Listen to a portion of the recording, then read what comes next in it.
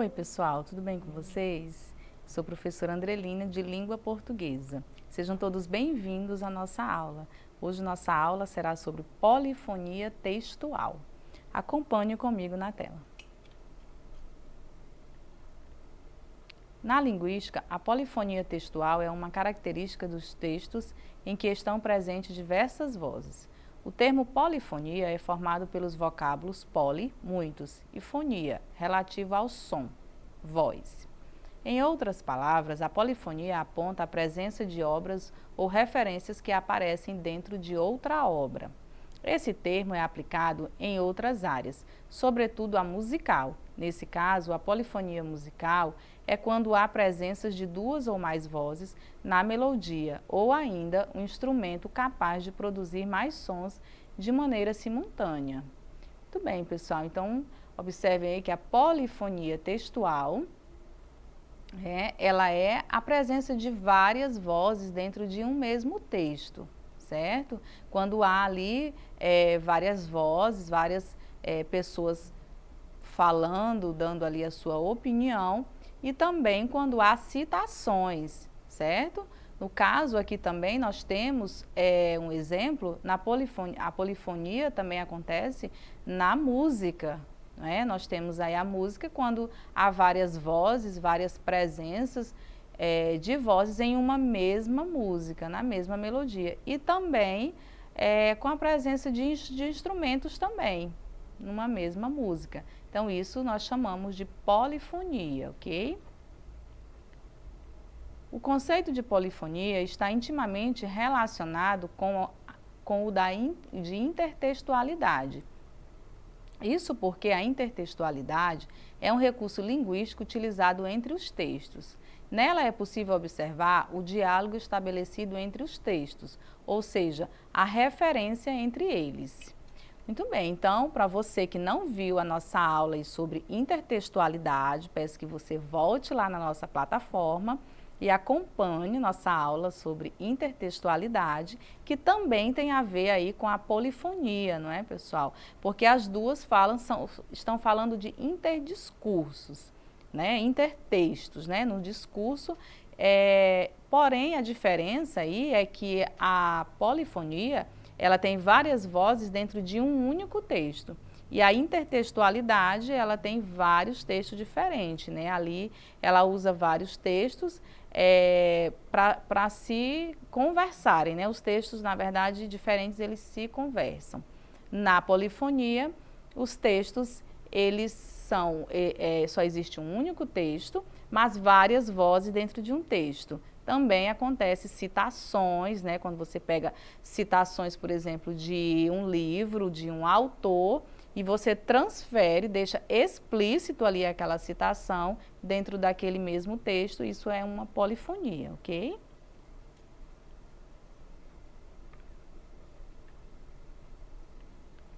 A noção de polifonia também aparece na literatura para designar a multiplicidade de vozes dentro de uma mesma obra. O termo foi assim alcunhado por Mikhail Bakhtin, que estudou como, em certos romances, cada um dos personagens expressa sua forma de entender a realidade, o que permitia ao leitor aceder a diversas cosmovisões, que é visão de mundo, né, pessoal? Então, a polifonia na literatura, ela acontece muito na literatura, não é?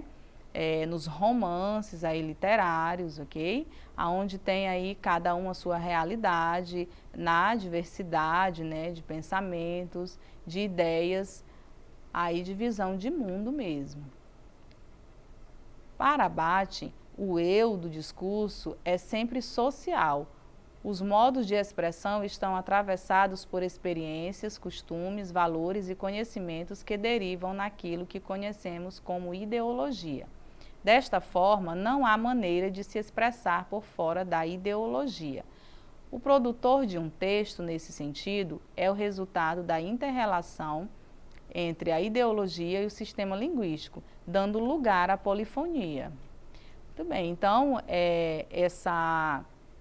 ligação da polifonia entre intertextos, né, serve para que o leitor, com várias vozes naquele texto, ele entenda ali, tire o seu pensamento crítico, né, daquela ideia, e entenda e faça ter ali a compreensão daquela leitura, do que quer se passar ali com várias vozes dentro de um mesmo texto, ok? Polifonia nessa área textual logo diz respeito às obras ou referências que surgem dentro de outra obra. Na polifonia, as vozes nunca anulam umas às outras, mas essas vozes acabam se completando a fim de contribuir para o discurso no texto de um modo geral. Com a polifonia é formada uma estrutura de opiniões, discursos, postura e características verbais. Muito bem, pessoal, podemos observar aí que a polifonia, as vozes, elas nunca se anulam, não é? Mas, pelo contrário, elas se completam e faz aí você ter uma ideia do discurso, do texto, daí surge a sua opinião, né? A postura, o seu pensamento, a sua ideia, o seu pensamento crítico, as suas conclusões, né? Ali sobre aquela leitura e as suas características verbais, ok?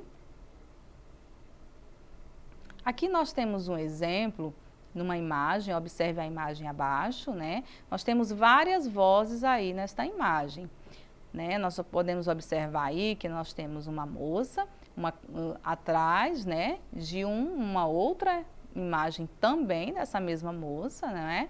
Aí uma campanha sobre o tabagismo, nós temos várias vozes aí, nós temos lá em cima e embaixo o Ministério da Saúde, né, adverte: o produto causa envelhecimento precoce da pele. Então, aí é um exemplo de polifonia, pessoal. Nós temos várias vozes dentro de um mesmo texto, né? Eles se conversam.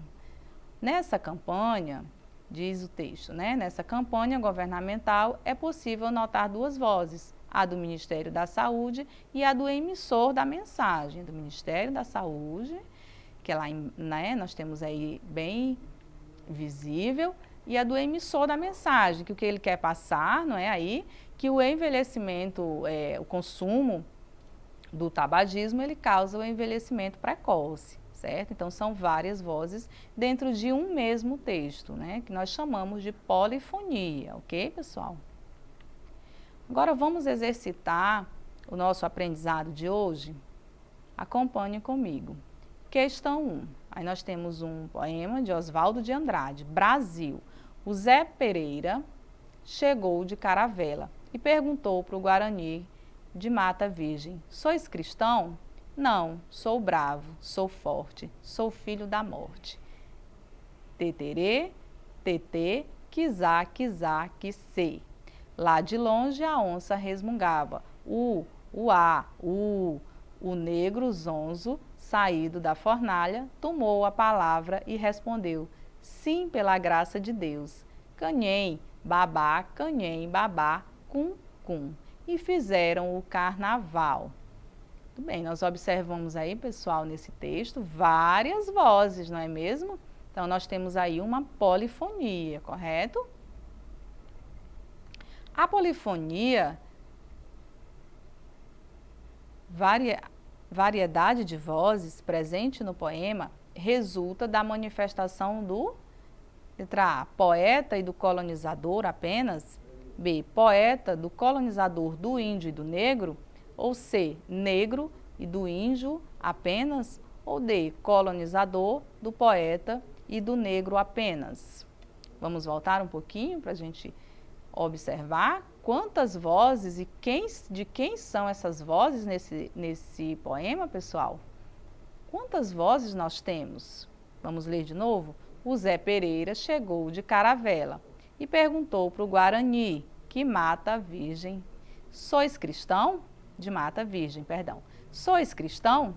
Não, sou bravo, sou forte, sou filho da morte. Teterê, tetê, quizá, quizá, quissê. Lá de longe a onça resmungava: uá, o negro zonzo, saído da fornalha, tomou a palavra e respondeu: sim, pela graça de Deus. Canhém, babá, cum, cum. E fizeram o carnaval. E aí, pessoal, conseguiram identificar quantas vozes nós temos aí nesse texto, nesse grande poema aí de Oswaldo de Andrade? Vamos ver?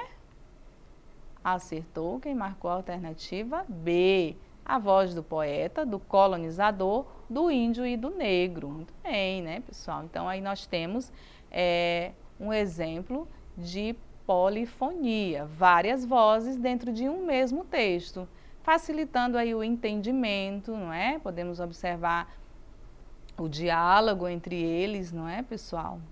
Muito bem, vamos a mais uma questão? Questão 2. Texto 1. No meio do caminho tinha uma pedra. Tinha uma pedra no meio do caminho. Tinha uma pedra no meio do caminho. No meio do caminho tinha uma pedra. Nós temos um fragmento aí de Carlos Drummond de Andrade. Vamos ao texto 2. E aí nós temos o Garfield, né? Podemos observar aí que ele diz: aposto que vou ficar aqui até sábado. Que azar, estou eu aqui enrolado numa cortina. Tinha uma cortina no caminho tinha uma cortina. Nunca me esqueci deste acontecimento. Tinha uma cortina no meio do caminho. Epa, isto dá samba. E aí, pessoal, o que nós podemos observar entre esse texto 1 e o texto 2? Existe aí um interdiscurso, não é mesmo? O que nós podemos ver aí que existe algo parecido, mas para destinos diferentes, não é? Vamos ver o que diz a questão? A comparação entre os recursos expressivos que constituem os dois textos revela que a. O texto 2 pertence ao gênero literário porque as escolhas linguísticas o tornam uma réplica do texto 1. B. A escolha do tema, desenvolvido por frases semelhantes, caracteriza como pertencentes ao mesmo gênero. C. Os textos são de gêneros diferentes porque, apesar de intertextualidade, foram elaborados com finalidades distintas. D. As linguagens que constroem significados nos dois textos permitem classificá-los como pertencentes ao mesmo gênero. E aí, pessoal, qual a alternativa correta? Vamos pensar um pouquinho? Qual é essa relação aí entre os discursos, né? Que comparação nós temos? Vamos ver? Qual a alternativa correta? Letra C. Os textos são de gêneros diferentes, porque apesar da intertextualidade, foram elaborados com finalidades distintas, não é, pessoal? Então, nós observamos aí que os gêneros, não é? Nós vemos uma intertextualidade aí, que é uma comparação entre textos, não é? Mas eles foram elaborados aí com finalidades bem distintas, correto? Muito bem, pessoal. Essa foi a nossa aula de hoje. E se você tiver alguma dúvida, peço que volte na nossa plataforma, retorne a assistir a nossas aulas. E para essa e outras aulas, acesse a nossa plataforma Eduque. Tchau, tchau.